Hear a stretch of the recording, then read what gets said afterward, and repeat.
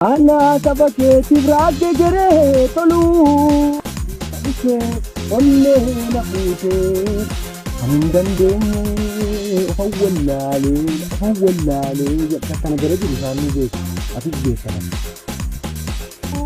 duga sabana keti ani si dore marmaru dappe si bodo jaru dappe ido folo la se kidete si soru abdi ummata ko abdi Gaaffii fi deebii miseensota woboo qeerroo bilisummaa Oromoo fi sabboontota ilmaan Oromoo bakka mararra jiran hirmaachisuudhaan dhimmoota qabsoo bilisummaa Oromoo, egeree Oromoo fi Oromiyaa akkasumas ogummaa aartii garaagaraa ilaalchisuun torbanitti si'a tokko isiniif dhiyeessinu eegallee jirra. Har'as miseensa waraana bilisummaa Oromoo tokko isiniif qabannee dhiyaannee jirra. Qophii kana qopheessuun isin faana kan turu ogeessota arraata biyyoolessa Oromiyaa waliin ta'uudhaan ani Jiksaa Sirnaati. Haga xumura qophii keenyaatti akka nu waliin turtan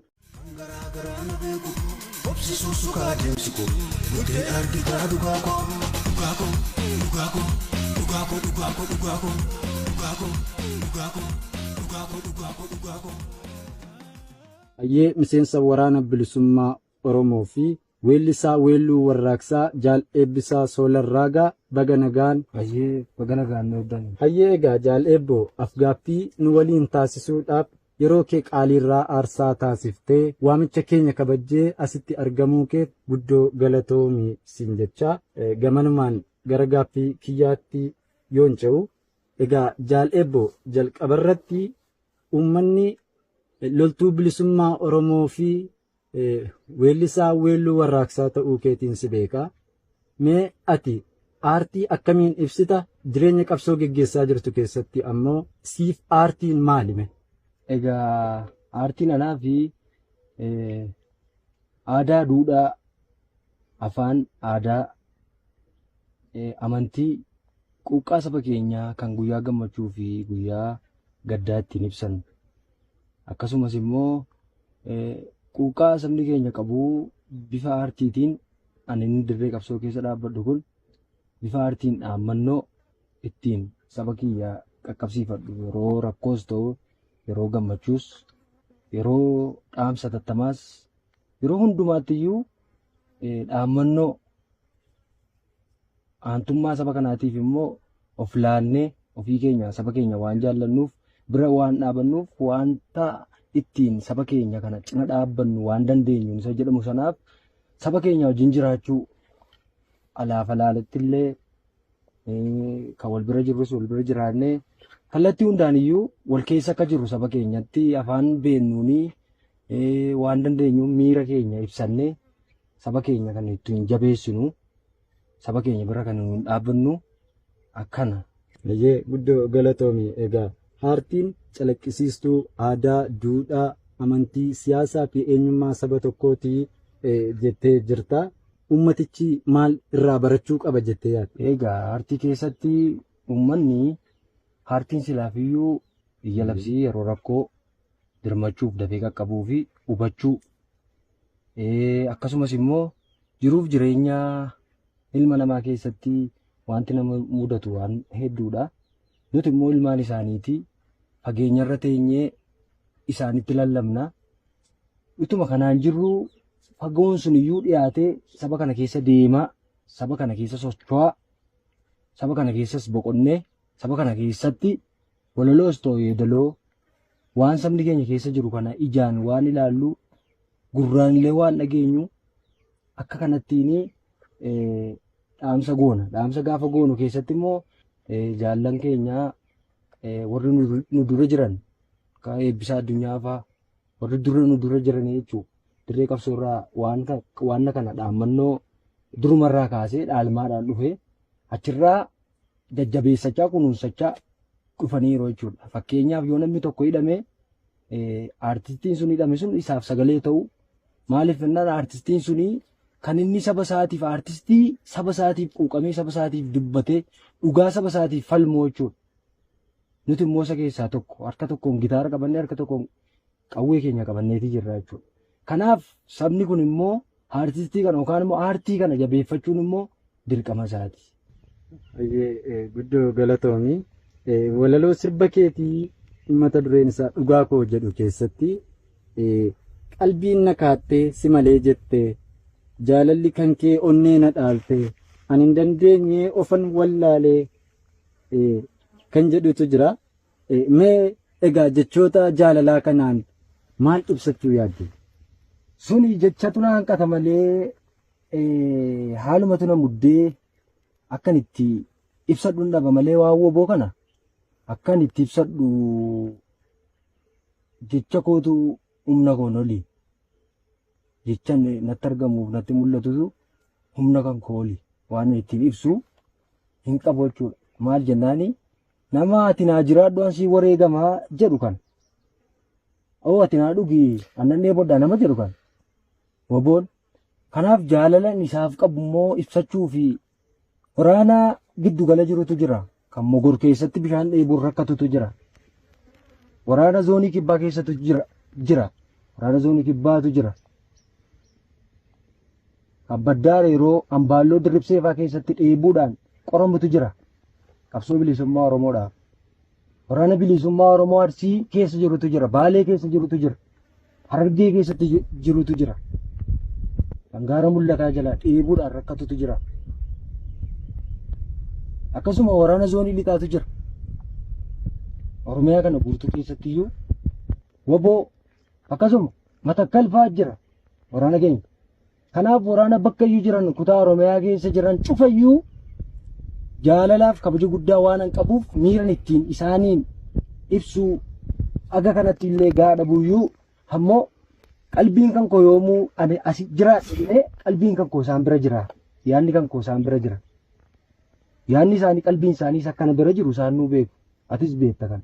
Isa kanaafi qalbiin na kaattee si malee jettee jaalalli kan kee onnee na dhaaltee jaalalli kan kee onnee na fuutee ani hin dandeenye ofan wallaalee jedha. Eegaa kanis siif jooree marmaaru dafqee siif godoo ijaaruu dafqee dhiiga koo lolaasee fidee teessisee si sooruu waadaan siif galee si inaalu kan garaa garaa na beeku of si sussuka deemsi koo bultee argita dhugaa koo inni walolochisuuni waraana bilisummaa Oromoo kana dhala kan akkattiin jecha sana ibsuu tana rakkisaa jechuudha. Qalbiin kan koo fagaate na ka'ee hin godaane narraa yeroon deebi'u garuu of keessatti deebi'u waraana bilisummaa Oromoodha kan natti argamu. Onnee isaa tana keessa jira jechuudha. Onneen kiyyas immoo isaan keessa jira. Kan osoo waliin argin wal biraa hiree ta'ee qabsooma qaba waan ta'eef wal biraa dabaruutu jira.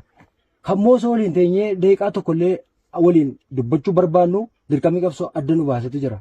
Kan moo ilaalarraa walitti dhufnee waliin loluu waliin diina tokko diina nu fuuldura osoo cabsuu utuu hawwinu dirqama qabsoodhaaf gargar baanutu jira. Kanaaf sanii qalbiin kan koo isaan sanaan kana gidduu jirte jechuudha. Jaalala dhugaa waraanni bilisummaa Oromoo onnee isaa keessaa kan inni wal biraa qabu haqa isa kana dhugaa jechuudha. Akkana. Baay'ee kan namatti toluu fi nama gammachiisudha. Egaa jaaleebbo aartiin gama tokkoon dirree bohaartii fi barnootaati.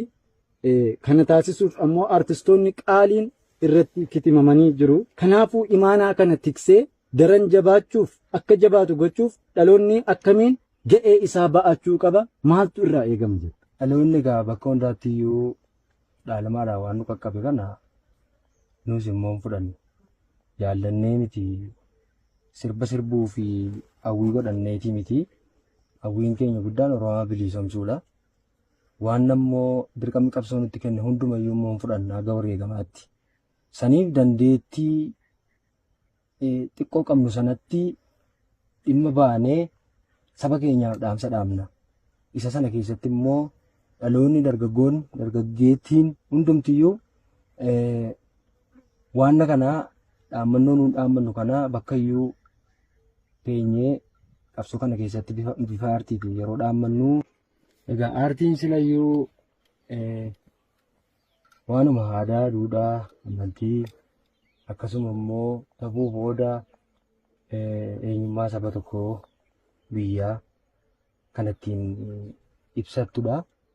Isa kana immoo alagaadhaan cabee sabni kun bareeduuf miidhamaa dhufuunsaa beekamaadha. Kana keessatti immoo akkuma sadarkaa irraatti iyyuu warri alagaan akkamitti akka isaan hojii kana hojjechaa jiran nu agarra.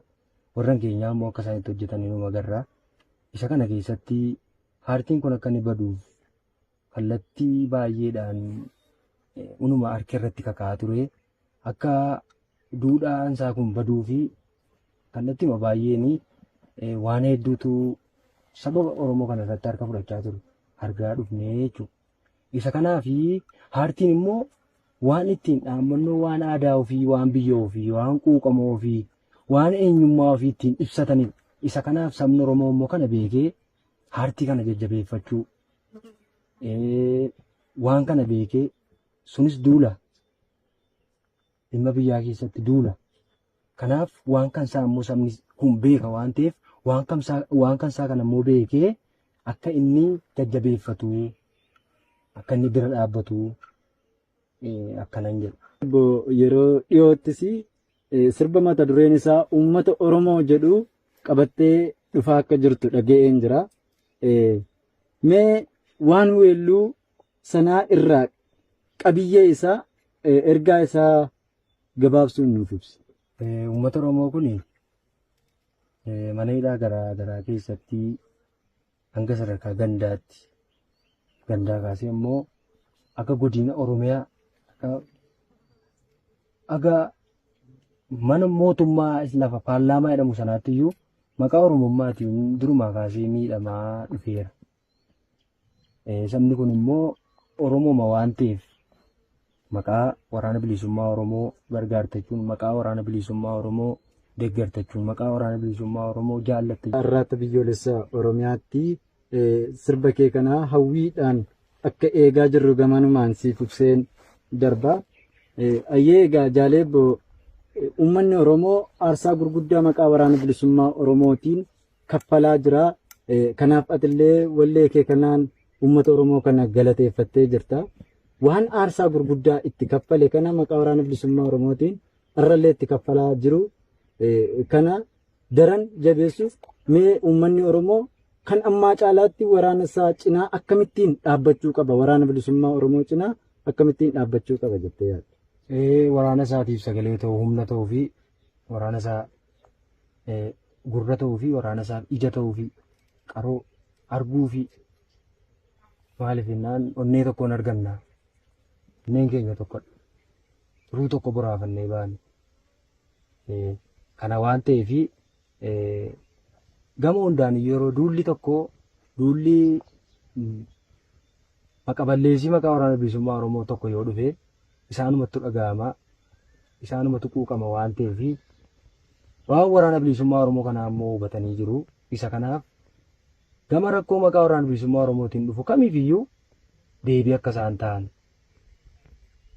waan waraana bilisummaa Oromoo maqaa balleessu kamiyyuu yoo dhufe boriftaan waan biraa waan haaraa tokko yoo dhufe akeekni kaayyoo waraana bilisummaa Oromoo cichoomee qabsoo kana geggeessaa jiruu fi uummata Oromoo sirriitti beeka hubateeras.